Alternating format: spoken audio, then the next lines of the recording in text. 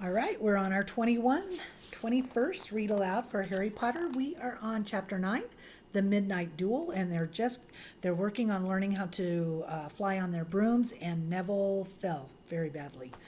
Got hurt. Look, said Malfoy, darting forward and snatching something out of the grass. It's that stupid thing Longbottom's Gran sent him.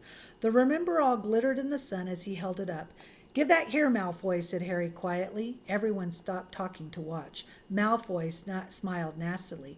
I think I'll leave it somewhere for Longbottom to find. How about up a tree? Give it here, Harry yelled, but Malfoy had leapt onto his broomstick and taken off. He hadn't been lying. He could fly well.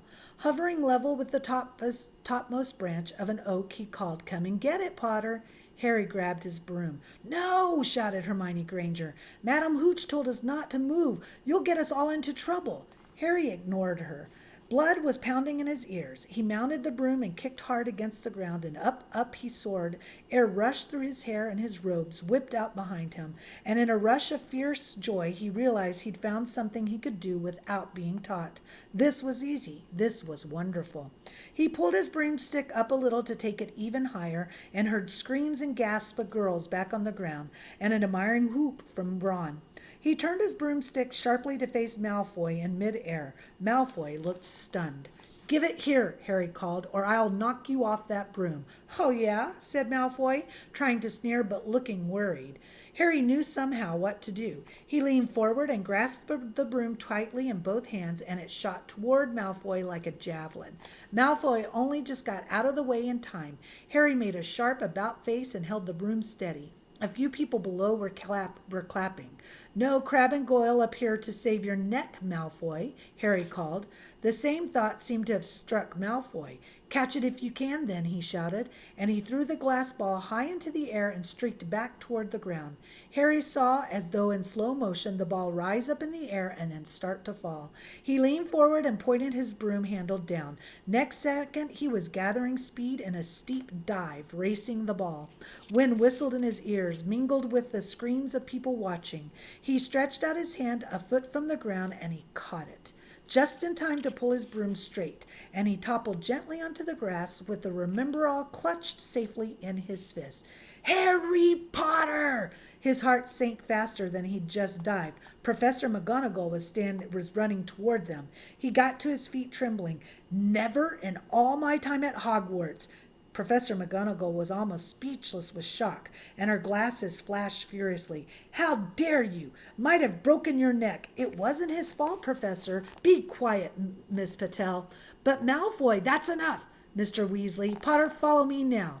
Harry caught sight of Malfoy, Crabbe, and Goyle's triumphant faces as he left, walking numbly in Professor McGonagall's wake as she strode toward the castle.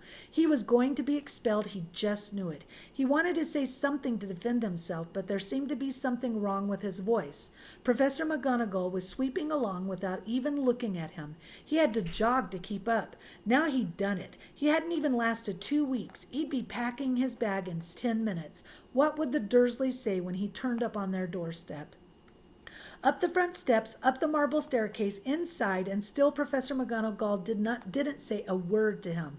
She wrenched open doors and marched along corridors with Harry trotting miserably behind her. Maybe she was taking him to Dumbledore. He thought of Hagrid, expelled but allowed to stay on as a gamekeeper. Perhaps he could be Hagrid's assistant. His stomach twisted as he imagined it, watching Ron and the others become wizards while he stumped around the grounds carrying Hagrid's bag. Professor McGonagall stopped outside a classroom. She opened the door and poked her head inside. Excuse me, Professor Flitwick, could I borrow you? Could I borrow Wood for a moment? Wood, thought Harry. Bewildered, was Wood a cane she was going to use on him? But Wood turned out to be a person, a burly fifth-year boy who came out of Flitwick's class looking confused. Follow me, you two, said Professor McGonagall, and they marched on up the corridor, Wood looking curiously at Harry. In here, Professor McGonagall pointed into a classroom that was empty except for Peeves, who was busy writing rude words on the blackboard. Out, Peeves, she barked. Peeves threw the chalk into a bin, which clanged loudly, and he swooped out, cursing. Professor McGonagall slammed the door behind him and turned to face the two boys. Potter, this is Oliver Wood. Wood, I've found your seeker. Wood's expression changed from puzzlement to delight. Are you serious, Professor? Absolutely, said Professor McGonagall crisply. The boy's a natural. I've never seen anything like it. Was that your first time on a broomstick, Potter? Harry nodded silently. He didn't have a clue what was going on, but he didn't seem to be being expelled, and some of the feeling started coming back to his legs. He caught that thing in his hand after a 50-foot dive, Professor McGonagall told Wood. Didn't even scratch himself. Charlie Weasley couldn't have done it. Wood was now looking as though all his dreams had come true at once. Ever seen a game of Quidditch, Potter? He asked excitedly. Wood's captain of the Gryffindor team, Professor McGonagall explained. He's just the build for a seeker, too, said Wood, now walking around Harry and staring at him. Light, speedy. We'll have to get him a decent brood, Professor. A Nimbus 2000 or a Clean Sweep 7, I'd say. I shall speak to Professor Dumbledore and see if he can't bend the first-year rule. Heaven knows we need a better team than last year. Flattened in the last match by Slytherin. I couldn't look Severus Snape in the face for weeks. Professor McGonagall peered sternly over her glasses at Harry. I want to hear you're training hard, Potter, or I may change my mind about punishing you. Then she suddenly smiled. Your father would be very proud, she said. He was an excellent Quidditch player himself. You're joking? It was dinner time. Harry had just finished telling Ron what had happened when he'd left the grounds with Professor McGonagall.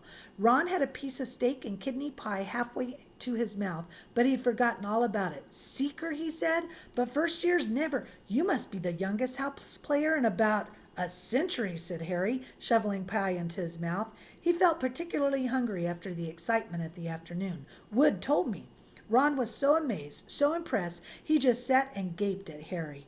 I start training next week, said Harry, only don't tell anyone. Wood wants to keep it a secret. Fred and George Weasley now came into the hall, spotted Harry, and hurried over. Well done, said George in a low voice. Wood told us. We're on the team too, beaters. I tell you, we're going to win that Quidditch Cup for sure this year, said Fred. We haven't won since Charlie left, but this year's team is going to be brilliant. You must be good, Harry. Wood was almost skipping when he told us. Anyway, we've got to go. Lee Jordan reckons he's found a new secret passageway out of the school.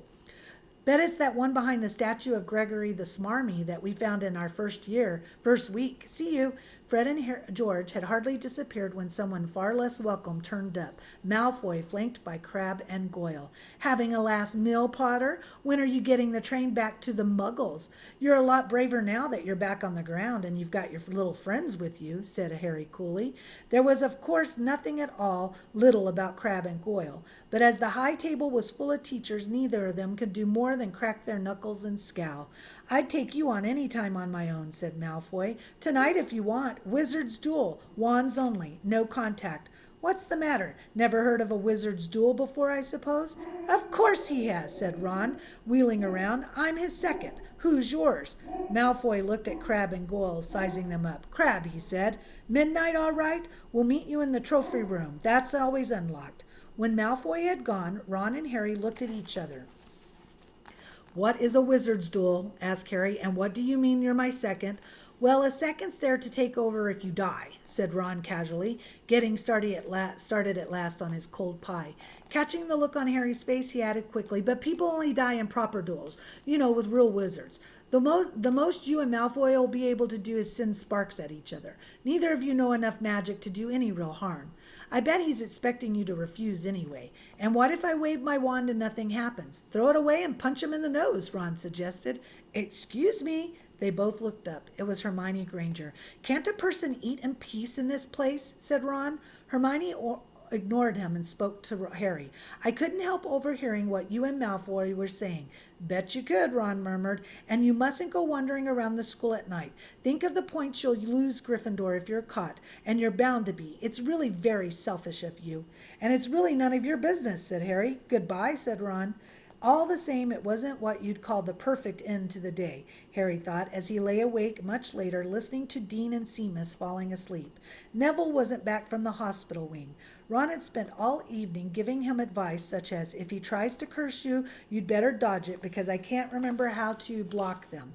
There was a very good chance they were going to get caught by Filch or Mrs. Norris, the cat, and Harry felt he was pushing his luck, breaking another school rule today. On the other hand, Malfoy's sneering face kept looming up out of the darkness. This was his big chance to beat Malfoy face to face. He couldn't miss it.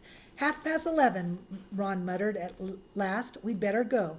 They pulled on their bathrobes, picked up their wands, and crept across the towered room, down the spiral staircase, and into the Gryffindor common area. A few embers were still glowing in the fireplace, turning all the armchairs into hunched black shadows. They had almost reached the portrait hole when a voice spoke from the chair nearest them. I can't believe you're going to do this, Harry. A lamp flickered on. It was Hermione Granger, wearing a pink bathrobe and a frown. You, said Ron furiously, go back to bed. I almost told your brother, Hermione snapped. Percy, he's a prefect. He'd put a stop at this. Harry couldn't believe anyone could be so interfering. Come on, he said to Ron. He pushed open the portrait of the fat lady and climbed through the hole. Hermione wasn't going to give up that easily. She followed Ron through the portrait hole, hissing at them like an angry goose. Don't you care about Gryffindor? Do you only care about yourselves? I don't want Slytherin to win the House Cup, and you'll lose all the points I got from Professor McGonagall for knowing about switching spells. Go away. I'm going to stop there on Chapter 7, The Midnight Duel.